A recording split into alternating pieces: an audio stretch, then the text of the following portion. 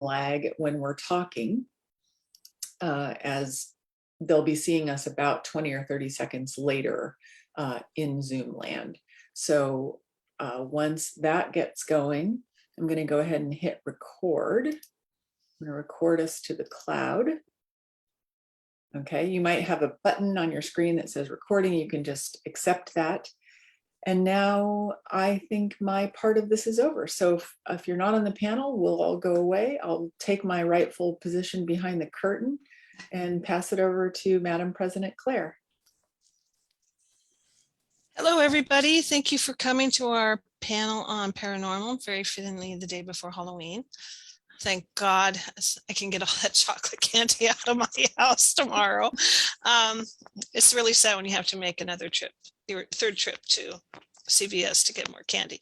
Anyway, Mystery Writers of America is the premier organization for mystery and crime writers, professionals allied to the crime writing field, aspiring crime writers, and folks who just love to read crime fiction. Our meetings are generally open to the public. We host Facebook Live events on the second Saturday of every month, which have included how to do a book trailer, writing for magazines, and writing children and YA mysteries.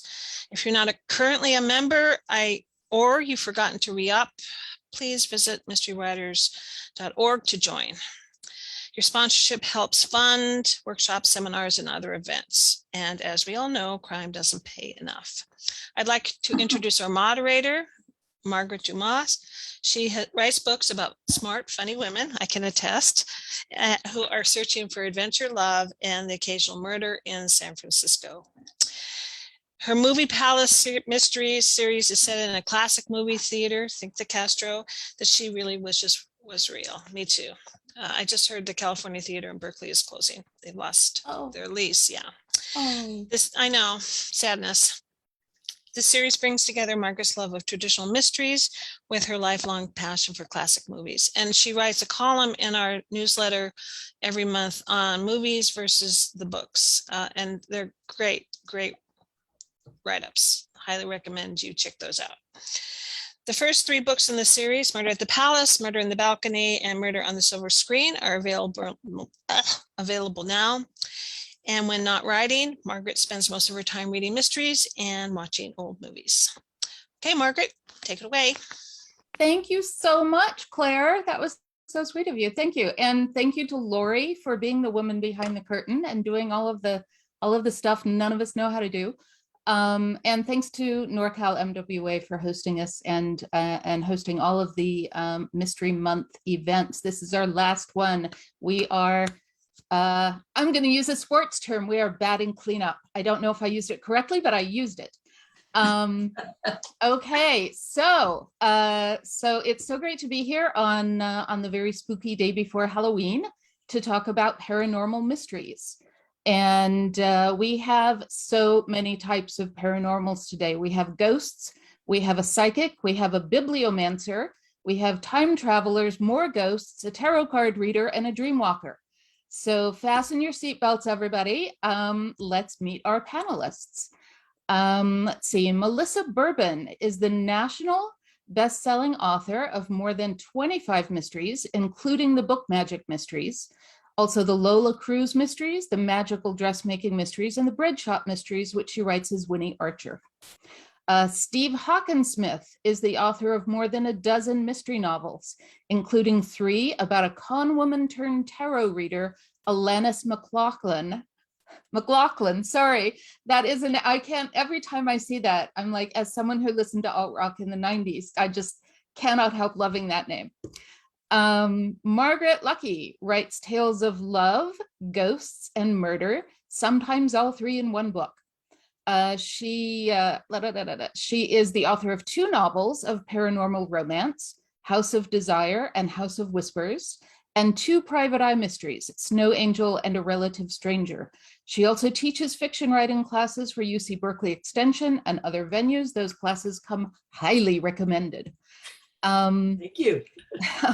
Nancy Cole Silverman had a 25-year career in news and talk radio after which she retired to write fiction. In addition to her short stories, Silverman has 2 series, The Carol Childs Mysteries, featuring a single mom whose day job as a radio reporter often leads to long nights as a crime solver, and The Misty Dawn Mysteries, centered on an aging Hollywood psychic to the stars who supplements her readings by working as a consultant to the LAPD and the FBI. Maggie Toussaint is a scientist turned author with 25 and fabulous fashion sense, very in keeping with our theme. Her series include the Seafood Caper Mysteries, the Lindsay and Ike Mysteries, the Mossy Bog series, the Guardian of the Earth series, and the Dreamwalker Mysteries. She lives in coastal Georgia, where secrets and storied oaks cast long shadows. So this is a large panel, and I can't help but love that fully half of us are named Margaret. So Steve, forgive me if I slip up and call you Meg from time to time. Go for it. Okay. So let's get into this because there's a lot to talk about. And what I thought I'd start off with is, which came first for you, the mystery or the paranormal? For me, I pitched the idea of a series set in a movie palace, and my publisher said, great, can you add a ghost? So that's how it was for me. But how did it come for you? The idea of the paranormal element or the idea of the mysteries? I'm just going to call on the person who's top left on my screen, which is Nancy. Oh, Kick us thanks. off, Nancy. I'm going to be really honest. I resisted writing anything about the paranormal for the longest time, even though I had this little voice on my shoulder that kept saying, write me, write me, write me. Because Misty Dawn was a minor character in my first series. And I live in Los Angeles, and every other corner is a psychic on the street with their sign, So I really was not going to do that, but she did appear as a minor character. And when I finished the 6th book of the Carol Child series, I was looking at a blank page ready to start the 7th book, and Misty appeared and said, write me. And so the story picked me. And she was an aging Hollywood psychic. She'd come to LA, and I was fascinated by her. She'd come to LA as a 60s chick selling love potions, and I thought, there's my story. And it really evolved from that. And I really truly feel the story does pick the writer so frequently. That's great. That's great. Thank you. Margaret, how about you? Well, in my case, it was a bit different in that, let's see. Yeah, my mic is on. I'm not getting my little gold frame here to tell me I'm speaking, but I assume I'm being heard. You are being heard. It was actually kind of a gift. I had no intention of writing anything paranormal. And a friend of mine, a writer, said, my editor's coming to town. Why don't you come to dinner with us? And we sat over dinner at a very lovely, unfortunately now defunct restaurant by the bay. And she was starting a line at the time of paranormal romance and said, do you think you have anything that you could do for me? And never wanting to say no to an editor who's asking if you have stories for her, I said, of course. And we batted some ideas around. And unfortunately, maybe, or fortunately, depending on how you look at these things, I'm not sure I know how to write a novel that doesn't have a dead body in it. So mine became a paranormal romantic suspense. The idea was, we have a real estate agent in Marin County who specializes in haunted houses. She experiences things in certain houses that other people don't. And she's resisted this particular gift for a long time. She's beginning to accept it and figuring out how she can make it work for her. So one of the things that the editor liked about this is that, except for the ghost story element to it, it's a contemporary series. It's not fantasy in the way that a lot of the others in her series were. It's something where the bounds of reality were only being stretched so far. Mm-hmm. Cool. Great. Okay, how about you, Maggie? We just got one Maggie, right? Yes, yes. Okay. I didn't want to step in on somebody else's hour. Anyway, this story chose me. I am the kind of person that if you sneak up behind me, I'm going to throw up what I got in my hands and scream. I'm very easily scared. So I do not like scary things at all. But I lost a sister too early and I wanted to talk to her. So I made up a character who could talk to the dead. She actually listens to them. And so I just went from there. And what really amazes me is I don't think my series is scary because I actually know what's coming up, and going to happen.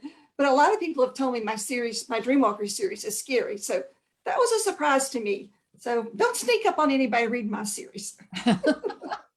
Noted. Fabulous. Okay, Steve, how about you? Mystery or paranormal? Well, for me, kind of surprisingly, it was 1,000% the paranormal that came first because originally there was no book attached to it. It was I myself am a fairly skeptical fellow, not typically a big believer in the paranormal. But I have a good friend who used to do for me from time to time tarot card readings, and she was really good. It really was to me kind of shocking as somebody who's not a believer in this sort of thing to try to figure out like how did she know that, or why does this seem so on target? Why does this seem so right what she's saying, or why do things end up being right later? And a few years after I discovered her amazing talents as a tarot card reader, I also discovered that she was an aspiring writer, and one of her ideas was to write a novel that would be about a tarot card reader who gets involved in the lives of her clients.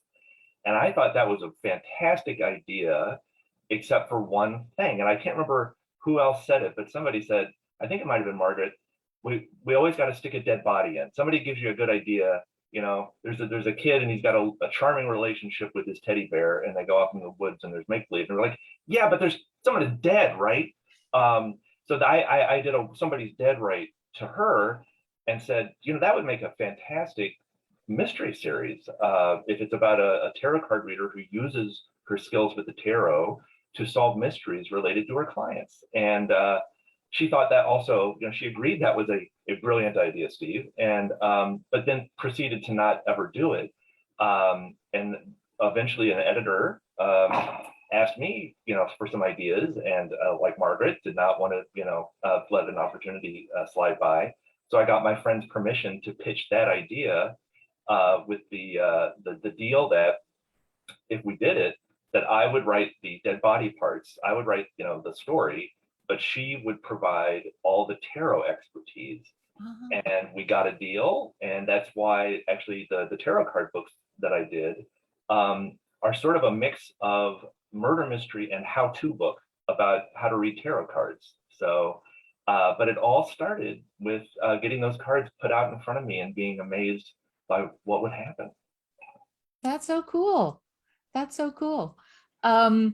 Melissa, how about you? I would say that the mystery element came first. I grew up loving mysteries, and that's always been my genre of choice. And my first series does not have any paranormal in it. And when I started creating my next series, which was the magical dressmaking series, the character came first. That was Harlow Cassidy, and I knew she was going to be named Harlow, and I was trying to come up with a last name and came upon Cassidy. And then I thought, what if she's a descendant of Butch Cassidy in an alternate reality, an alternate history? And so that took me back, and sort of the paranormal element of him casting a coin into a fountain that caused a charm on his future descendants is how that came about. And then from there, every mystery series I have written has an element of paranormal or magical in it. So yeah, I would say the mystery came first. The most recent series I have, the character's a bibliomancer, and that's definitely the strongest magical or paranormal element. And that really influenced the entire trajectory of the series and how magical it is, but it's always been a mystery first and foremost. Cool, great. So The other thing I was wondering about is how much world building have you done for your paranormal elements? Claire was just talking about world building in science fiction, but I think it's important in paranormals as well to know what are the rules for your creature or for your ability. And how did you get to them? Did you research mythologies and legends, or do you just make things up, which is no harm, no foul? That's what we do. We're writers. And is there a combination? How has it evolved? I noticed, Nancy, that you have a distinction between a shade and a ghost in your Misty Dawn series, which is a shade that a distinction I was not familiar with. So clearly you've put some thought into that. How did you come up with the rules for your creatures? Actually, that was kind of fun because I was resistant to doing something on the paranormal. So I thought, I put on my reporter's hat and I thought, okay, if you're a reporter, you go out and you interview people and you ask them about what they do. So I should go interview psychics, right? Well, I lined up 5 psychics. I said, listen, I do not want a reading. Although if the book sounds like it's going to be good, I'd like to know that. So I was a little anxious that maybe they might understand what I was doing, but I did not have them read me. I have to have it very upfront about that. But I interviewed psychics about their world and about who went to visit them and what types of questions they asked and what types of people. Were there groupies and were there repeat visits too often? And did they find some people that went from psychic jumping, kind of from one to one to one to one until they heard what they wanted? And I found a fascinating world. And so when I did that, I kind of came home and I put down my world as to what Misty Dawn would be, because Misty Dawn lives both in this world. She's a psychic to stars, Liz Taylor, the Gabor sisters, and a former president's wife whose number she had on speed dial. And but she's kind of outlived them. And so she's out of money and needs to kind of get back into the game again. So I had to create what her world was. And that involved, obviously, when you want to know one character, a secondary character who was, as you asked, a shade. And I learned about what a shade was from psychics who explained to me that's a person who's passed suddenly that doesn't know they've passed and doesn't want to pass. And they need help passing. And there was my relationship between Misty Dawn and her sidekick, a former set designer for the Hollywood stage and screen, Wilson Thorne, who was based upon a friend of mine who had passed and still haunts me to this day. So that's your answer, I hope. Great, thank you. How about Melissa? I noticed that bibliomancy was new to me, and then you also threw in stitchomancy. Am I pronouncing that correctly? Yeah. Yes. Okay, so clearly you've done some research here. Can you talk about it? Yeah. So my mysteries have very light. Well, the first 2 sort of magical series have very light magical paranormal threads, and it's just sort of an accepted thing in the world of each series that there is this magical thread that this person is a goat whisperer, that this person stitches wishes and dreams into the clothing that she makes. So that's just sort of accepted.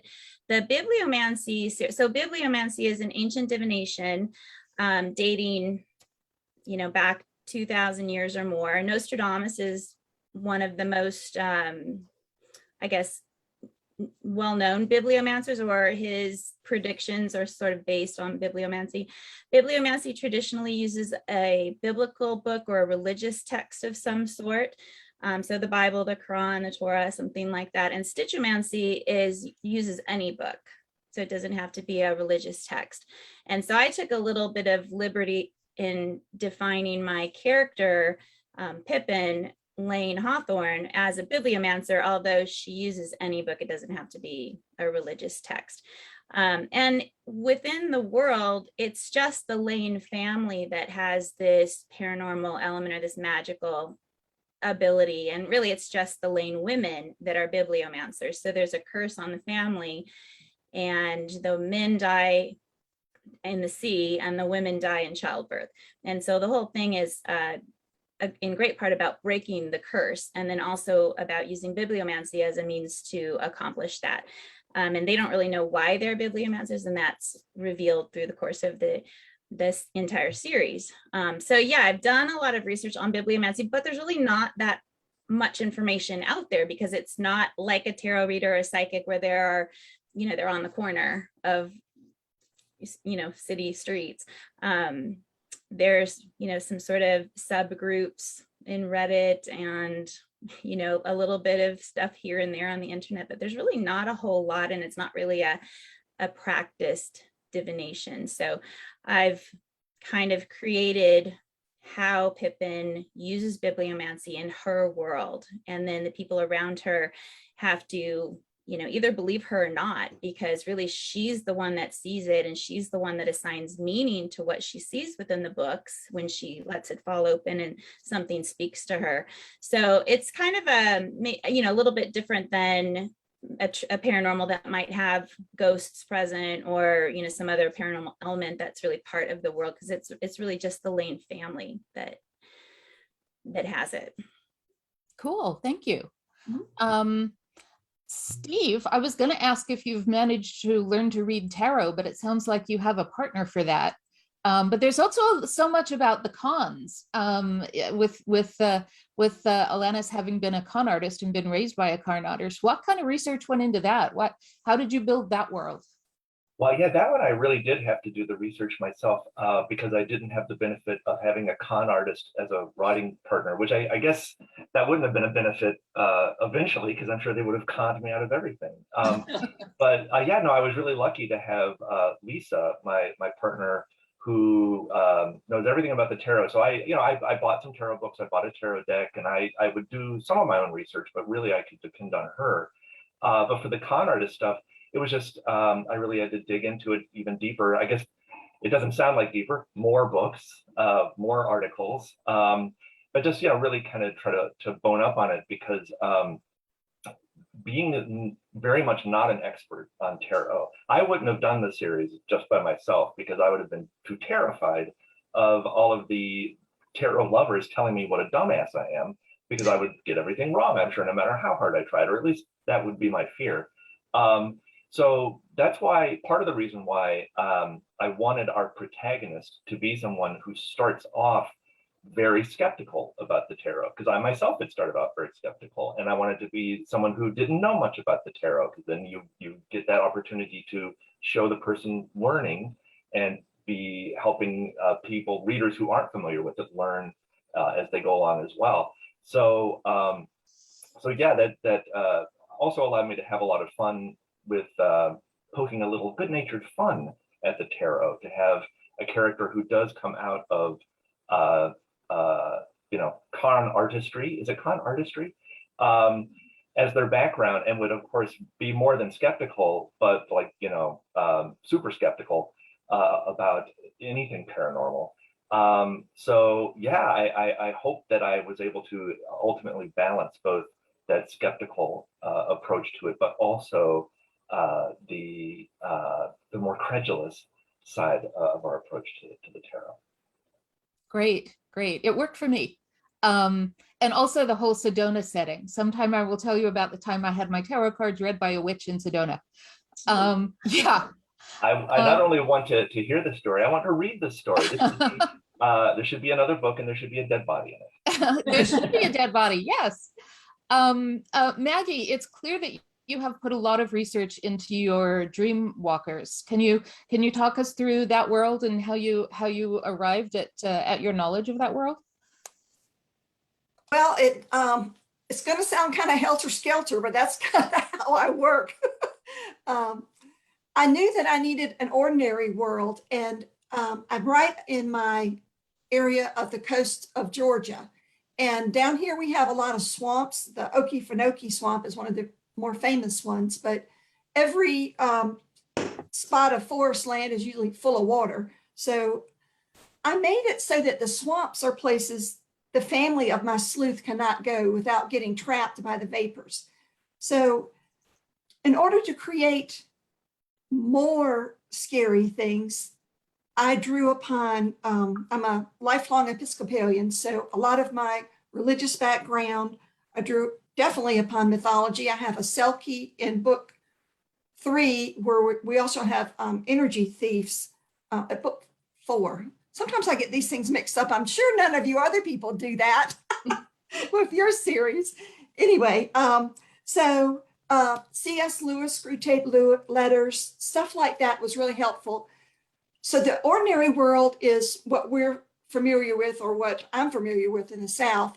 And to get to what I just call the other side, which is kind of a cliche, but I just went with it, you have to go through the rift. And it's something that I just use my complete imagination on. And you can't get there without going through the rift, but only your spirit can go. And one time my sleuth went whole body, and she took somebody else with her. So with each book, I stretched what was known about psychics.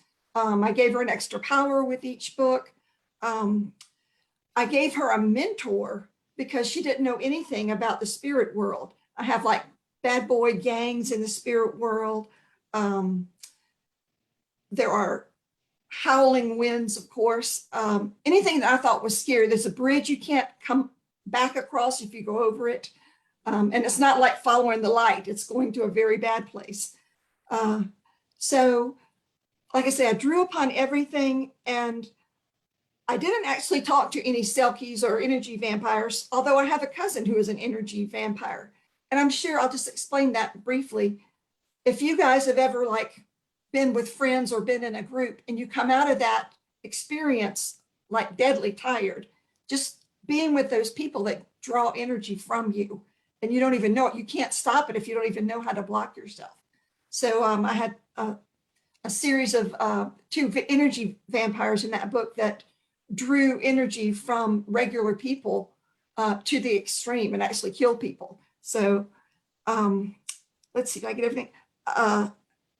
One of the things that happened as I did this world building, and my muse just had such a great time, by the end, my sleuth was very powerful, and I had to make the villain very powerful. So it wouldn't balance otherwise. So I needed her to almost do an ancestry.com search for all of her relatives to have enough firepower to fight this very strong villain. And her mentor, Rose, is an angel masquerading as a demon, but she adds conflict by not looking out for Baxley's best interest. So I'll just stop right there. Thank you. Thank you.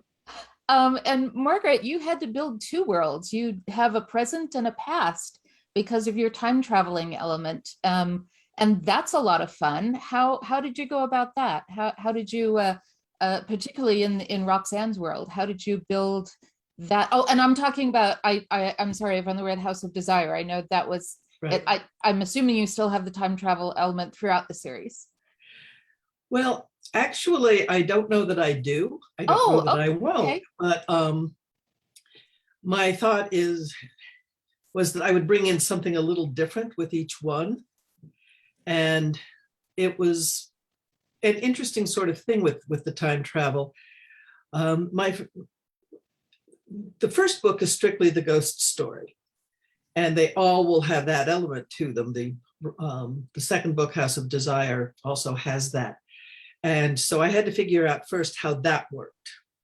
And in my case, all of the ghosts are people, the spirits. I'm not even sure I use the word ghost very much, but it's people who remain in wherever it was that they died because they feel they have unfinished business and they're not ready to move on to what I call the place called forever. And it's those presences that Claire is becomes aware of as she goes in. But I broadened it a little for House of Desire, in that when the thing that she sees that nobody else can is an invisible woman on the staircase when she walks into this Victorian mansion for a fundraising gala. And it turns out that, yes, this is what they called a soiled dove back in the day.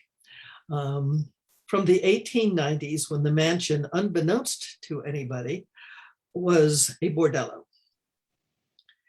And it was one of those things, we've talked about how stories choose us.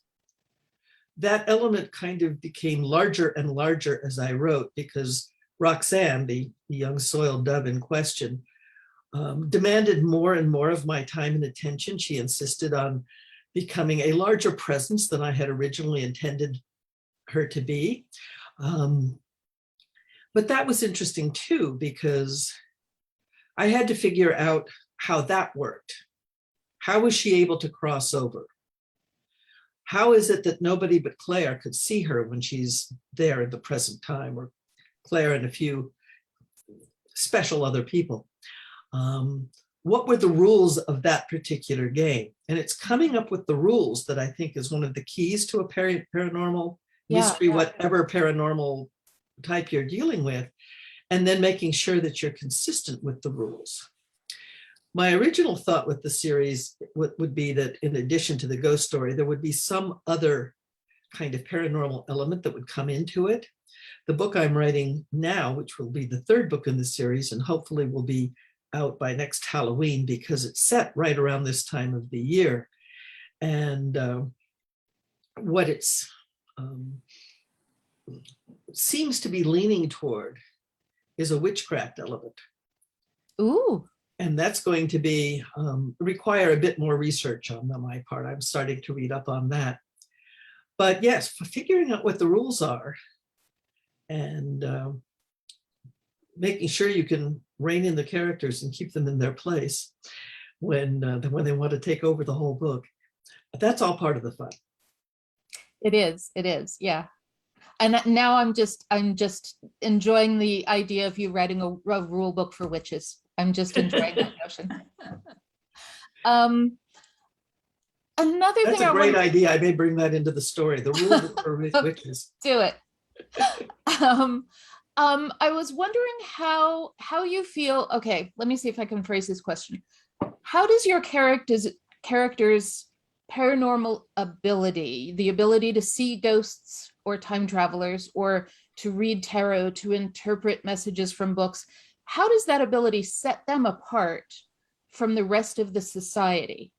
I know, Maggie, your dreamwalker is related to other dreamwalkers, so she's got some company. But for the rest of us, is your character with paranormal abilities somewhat of a loner? Because that's a thing for noir, and I'm wondering if you guys feel like that is necessarily a thing in a paranormal, to have a little bit of a cast out vibe for your protagonist. Steve, you're nodding. Why don't you start? Well, yeah, and I'm nodding because that actually relates very nicely to my series. But strike that, reverse it in an opposite way, in that Alanis starts off as very much an outsider, someone who has, because she was raised by a con woman, she had a very sort of chaotic childhood filled with crime, and it made her very cut off and distrustful. And that's how she still is that way when we begin the first book. And it's actually through reading the tarot that she realizes that there is another sort of world one that's based more on sort of faith and feeling, that she can gain access to, that she doesn't have to cut herself off from, and that actually connects her to other people. So that the more she learns that you can gain insight into people, not just for manipulating them, but for good.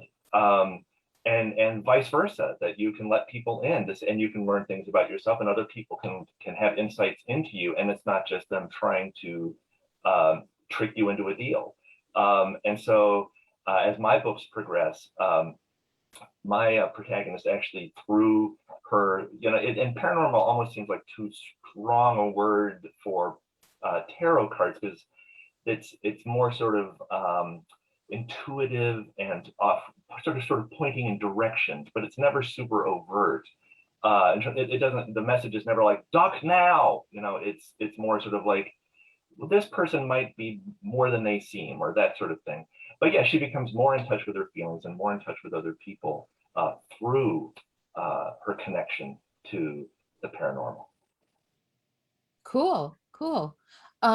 Melissa, how about you? How about the your character's ability and moving to the town where she grew up in, and that whole social aspect? How does her paranormal ability play into that?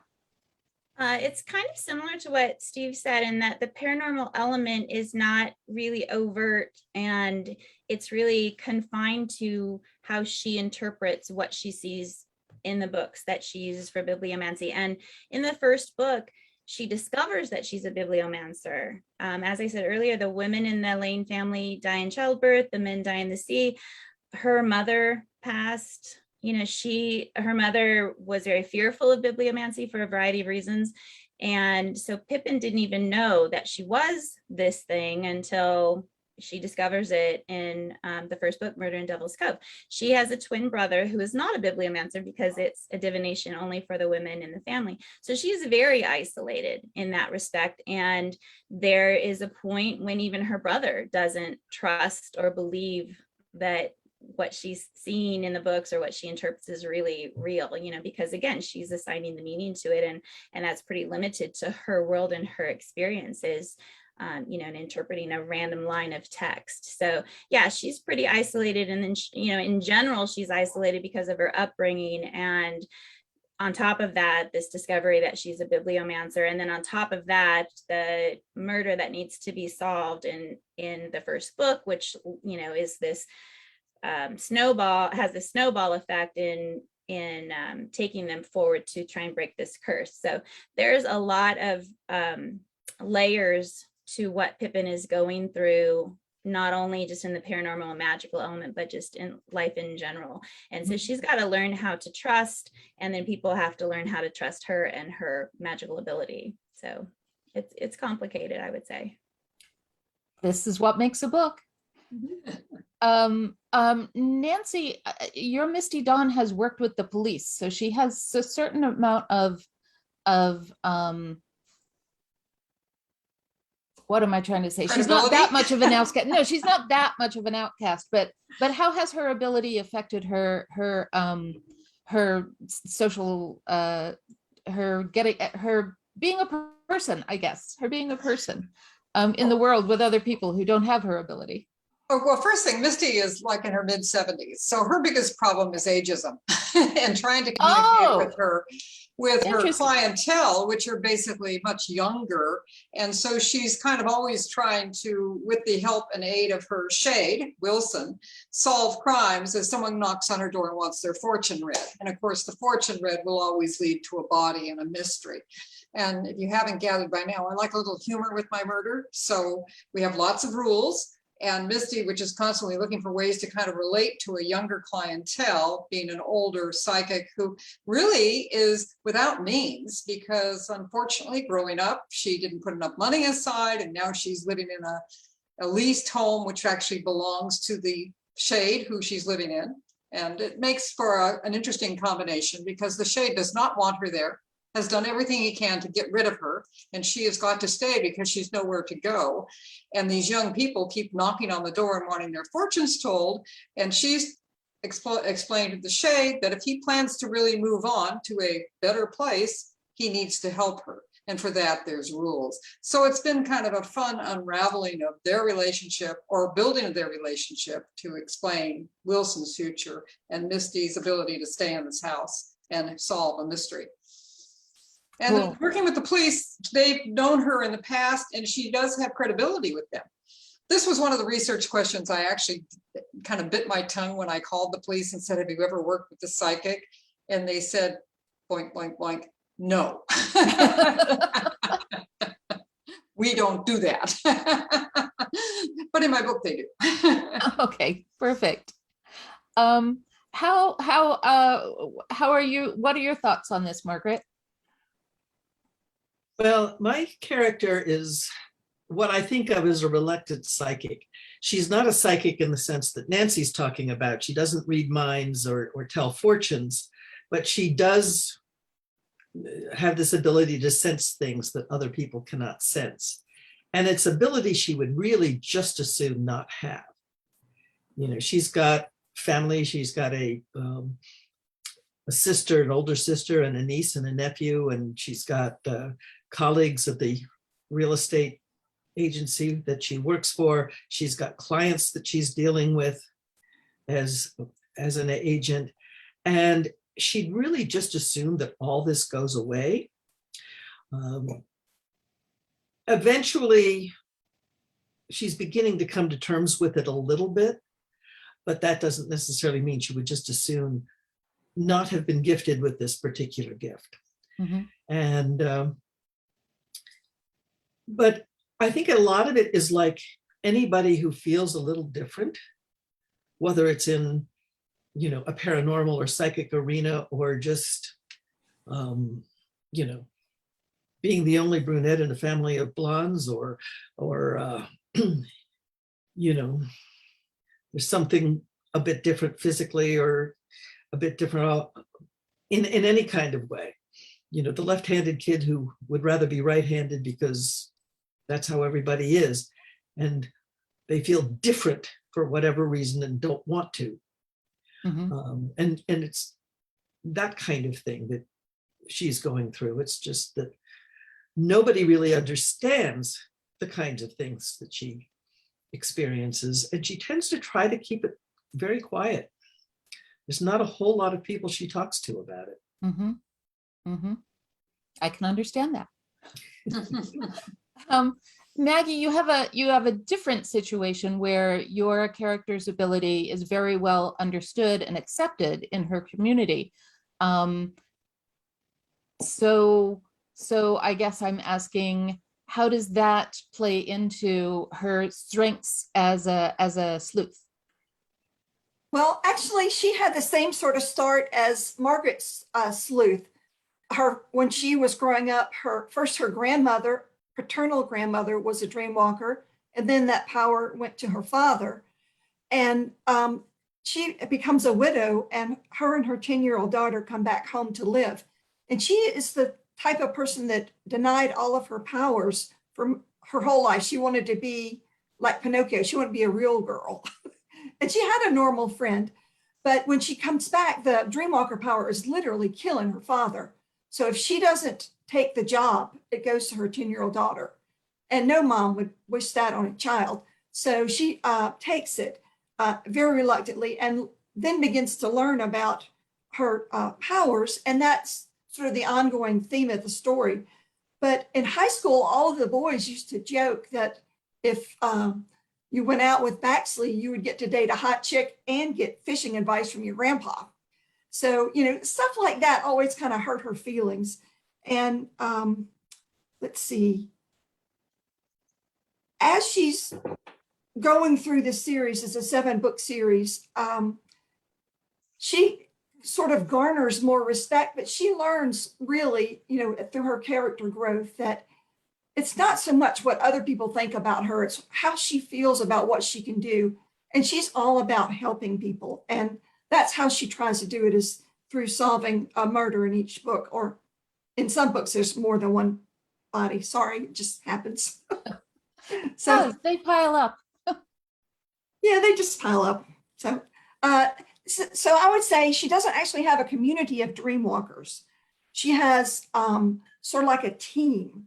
Her mom is a crystal expert, and her dad and the guy that helps him, he becomes the undertaker after he's not the dreamwalker. So there's a team of people that when they dreamwalk, that's like a support team, and they share energy and they use crystals. And that in that community, she's very well revered. So I'll just leave it at that. Okay, great. Great. I think I want to try to ask one more question, and then we'll see what's in the chat. And it's sort of a question about where you think the state of paranormals are right now. I was kind of surprised that we didn't have any vampires or werewolves. And I guess those are all often romance novels. I guess they're not really good at solving crimes. I don't know. But I wondered what you guys thought about what the next big trend in paranormals might be. And if you don't have thoughts on that, then maybe what would you be interested in writing next? What's another sort of creature that appeals to you as a writer, and specifically as a writer of mysteries? I mean, although I do like the idea of a werewolf mystery, a werewolf sleuth just solving things by the light of the moon. Oh, maybe that's why I chose this background. Who knows? Okay, so Nancy, let's start with you. What do you think? What's the next big trend, or might you be drawn to writing next? Oh, that's a really good question, because the Misty Dawn series is a trilogy. I'm fascinated by trilogies, particularly when it deals with something with the paranormal. And it was a nice arc because I could pair Misty with Wilson together and his acceptance of who he was, and eventually his growth, and Misty's as well. So I finished a novel in the series in 3. And I'm currently doing a lot of research on historical fiction, which is something that is my passion. And so this was a little bit of a one-off for me to do this. As I said, I was writing a traditional mystery series to begin with, and Misty appeared, and I took that into a trilogy, and I've completed that, and now I'm back into historical fiction. So that's my story. Okay. Melissa, what about you? Kind of similar. That I'm not really sure what's next. I have my magical series with the bread shop, where sort of magical elements and wishes and dreams and that sort of thing is baked into the breads. That's ongoing. And then the Bibliomancer series is ongoing. And so I haven't really thought ahead to what might be next in terms of a magical or paranormal series. And the next one that I'm actually planning does not have a magical element, at least not at this point. And to be perfectly honest, I have no idea about the state of paranormal mysteries or paranormal anything other than what I write. So Okay, cool. yeah. Don't even try to tap dance. Yeah, no, can't do it. Okay, how about you, Steve? Any thoughts? Well, I guess I'm lucky in that, unlike the other participants today, I have a crystal ball. Aha. That was a gift from a reader of the Tarot series, and I can gaze into it. I don't do this very often, and outlook not so good. Ah. Right, that's all I get. So I'm afraid that's about all the prognosticating that I'm able to do today. Okay. Okay. Margaret, any thoughts? Well, I'm not terribly good at predicting anything. Although that's an interesting idea. Maybe the next thing I will explore is somebody who really is good at predicting the future and what that might bring. It's really hard to predict what trends are going to be in mystery fiction or any other kind of fiction, I think, any other genres, because by the time you figured out that, oh, this is what the trend is, and I'm going to write that story, by the time you have it ready to publish, the trend's over. Mm-hmm. So the fact that we're writing paranormal mysteries and using those two terms in the same breath is kind of surprising. It was, and I'm blanking now on who it was, Haycraft, I think, who back in the day, or it might have been the Father Ronald Knox things, but there were these rules back in the 20s and 30s that people published for mystery fiction. This is, you can do this, you can't do that. And one of the you can't do that is anything that has to do with paranormal or ghosts or magic or anything like that. Now, those were, you know, just like having romance in a mystery was against the rules. Those things, anything paranormal And in the mystery was not against playing the rules. fair, I would imagine, fit into that. You weren't playing fair. If you had a ghost, you could be eavesdropping in the room. Well, as long as, but the playing fair one, I think, is one that has one of the few rules that has actually continued to this day. But playing fair, I think, has to do with, again, knowing what your rules are. Mm-hmm.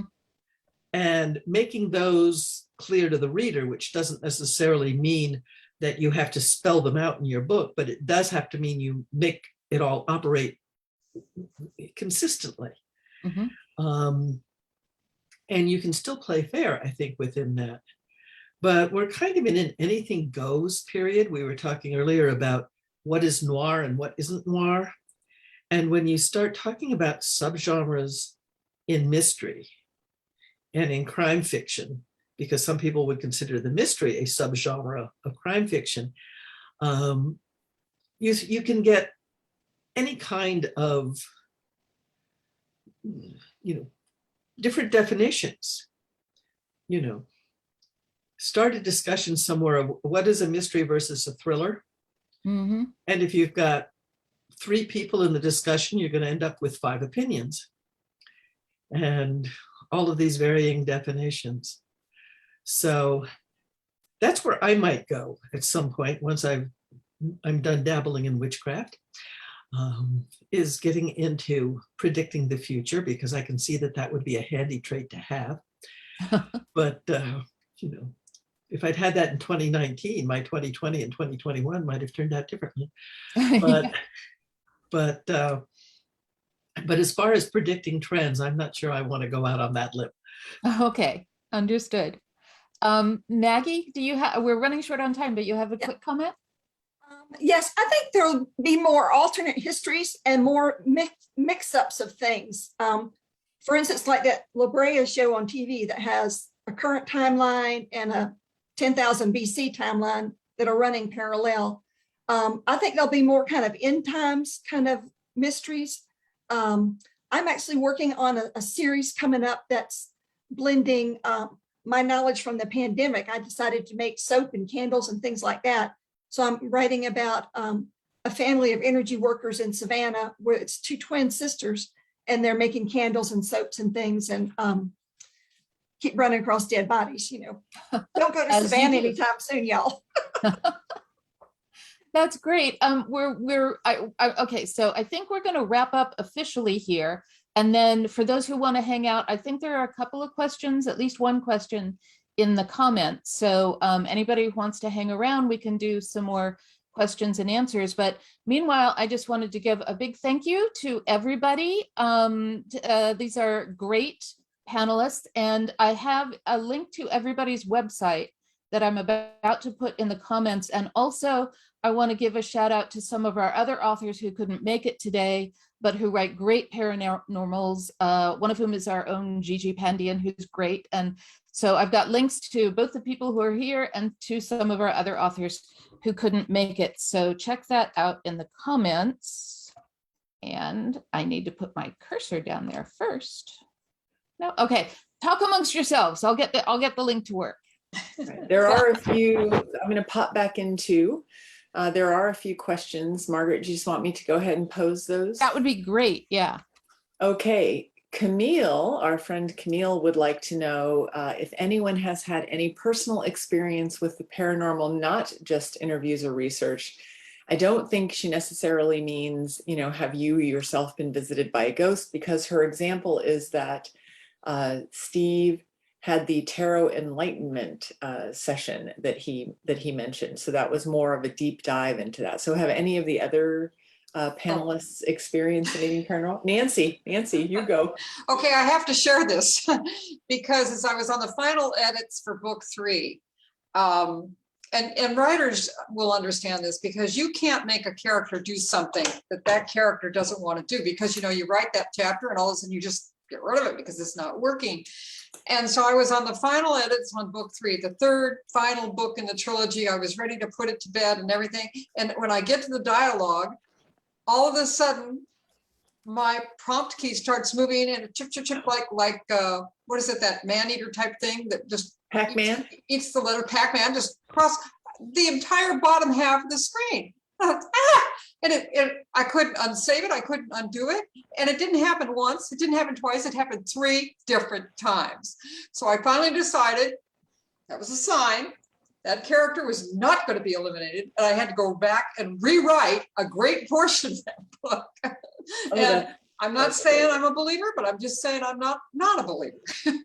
All right, before anyone else goes on, I just want to remind you all that we are still pushing live to Facebook, so your questions are out for public consumption. Not that you're going to say anything that you can't say, but I just like to make sure you know what's going on. So anyone else have any paranormal experience they want to share?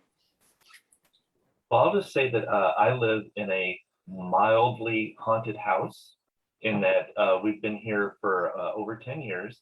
And in that time, I've had 2 paranormal experiences. One was that was hearing a voice cry out in distress that both of my children also heard from upstairs. I thought it was my kids upstairs, that something they had killed each other somehow, which of course it was entirely possible. But then I saw that they were both downstairs with me, and they were like, "What was that?" And I was like, "I thought that was you." And we went upstairs, and there was no one there. And also, right after we moved into the house, I did have a ghost cat come up and to rub against my ankles, and then when I looked down, disappear. So not a believer really, but hey, these things happen. So that's about as exciting. I know it's not exactly The Exorcist or The Shining, but that's what I got. For the best. Peggy, you had something too? Well, I did live for a couple of months in a haunted trailer. It was a mobile home in Georgia when my husband was in the Army, and it was an auditory ghost. And it would knock on the wall above our bed in the middle of the night and wake us up. And the reason, besides the fact that there was nothing there to make the sound, one of the things that made us think that this was maybe a small haunting was the fact that when we would tell it to stop, it would. So we could communicate with it. But one of my favorite real haunted house stories was a friend of mine at one time. She and her husband and her 3-year-old son had moved into an older house that they were renovating. And an elderly woman had passed away in the house, not in mysterious circumstances, just in the normal course of things. But as they were renovating, they would find things moved around. They would go into a room in the morning and the paint cans would be in a different corner. And the little boy would come into the kitchens playing with toys that they had never seen before. And when they asked where he'd gotten them, he would say, "Oh, I found it up in such and such room." And the thing that made them decide that this was not the house for them and they put it back on the market was when she sent him upstairs to wash his hands before dinner, 2-story house with only one bathroom on the 2nd floor. He went up, washed his hands, came back down into the kitchen and said, "The lady on the stairs says hi." Whoa. Time to pack your bags. Okay. Right. No one can top that one. No, Camille, that was a good answer for you there. Todd Allen also asked, how do the paranormal elements in your book change how you find readers? So any takers on that one? That's a great question. I'll just say that just from my experience, that there are a lot of people who are really interested in tarot, and they, when they see that there is a mystery series that incorporates elements of the tarot, they seem to be really into it. And so I know that wouldn't apply necessarily to every mystery series with a paranormal theme. But if it's something specific like that people can be practitioners of, or take an interest in, almost like a hobby of their own, that it's much like many of the cozy series out there that relate to sewing, knitting, baking. Tarot just happens to be something rather like that. It just happens to be a cult.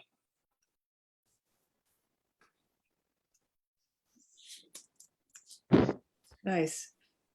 So I think it's hard to find readers no matter what.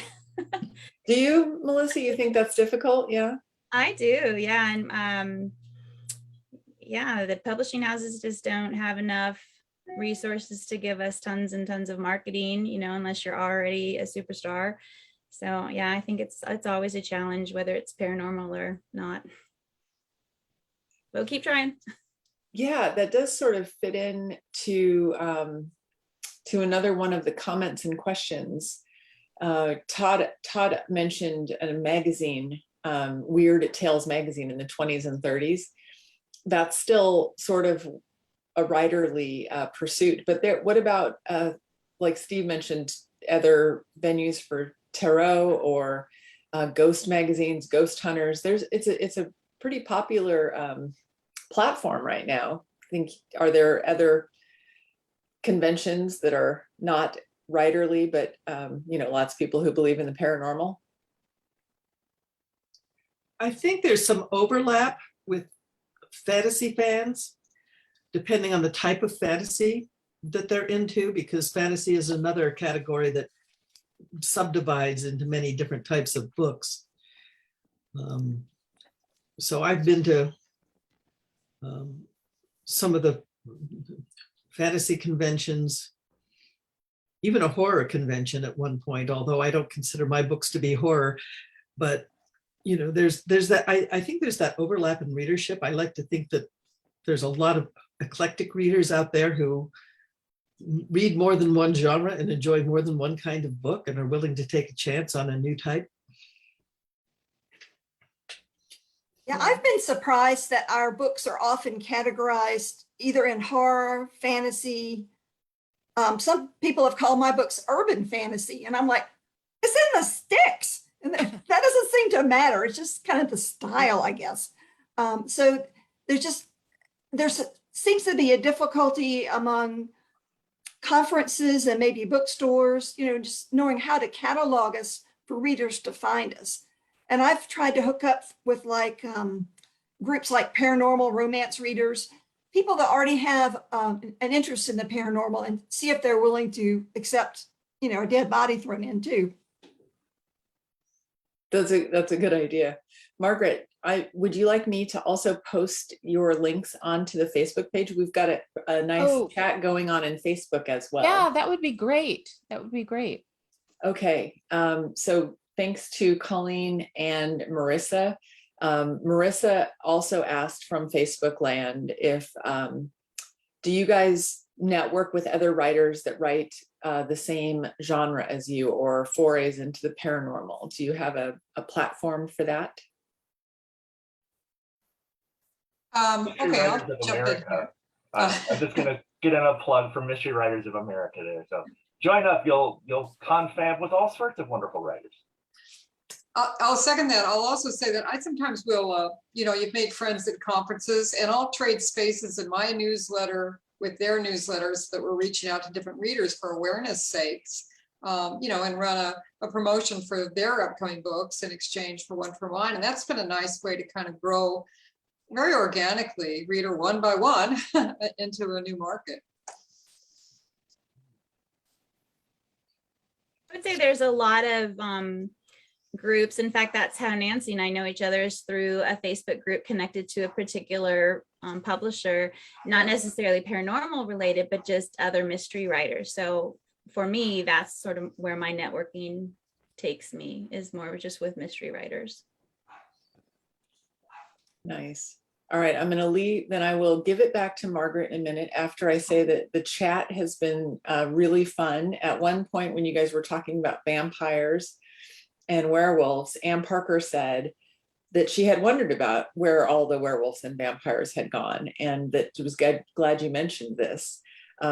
Margaret mentioned writing a werewolf as a mystery crime solver, and then Daisy Bateman said, in quotes, sniffing out crimes. So wit was not lost on in the chat today. So I'm going to let you guys, Margaret, if you want to finish up with any words and pass it on to Claire for the goodbye. I'm going to go randomly generate a number and pick a winner for the book. So okay, great. I just wanted to say thanks again to everybody. This has been a lot of fun, and happy Halloween. Thank you, Margaret. Great job. So much. Thanks so Thank you, much. everybody. Thank you. I want to also thank everybody for participating. And I do think that, personally, I think that a lot of the younger authors are they're writing vampires, they're writing witches, they're writing werewolves, but it's been delegated to fantasy genre. And the book that I thought was really quite good, but is certainly considered fantasy, is The Ninth House by Bodargo. And at that the heart of that book is a murder mystery. But I doubt that, Lee Bodargo is a member of Mystery Writers of America. But at the heart of that book is a murder mystery. And so I think we have become, and this is probably due to the bean counters, we have become much more, things have to be slotted as opposed, we've got to find a way to market this. We have to find a way to sell this. And I would like to see those barriers come down because, we need fresh voices and, certainly I would consider the, Ninth House a book that is, I would consider a murder mystery, even though there's a tremendous amount of world building and fantasy elements in it. But I certainly don't think the market would see that. Want to make one more plug for this book? Okay, I'm gonna, one more plug for the book. Claire's holding it up. It's a great book, a mystery, fantastic book with a wealth of information on pretty much any topic you All right, could I'm think going of. to, I'm going to stop Thank you, our everyone. Facebook feed and the recording now. Thanks everyone out in Facebookville for joining us today, and we'll see you at future MWA NorCal live events.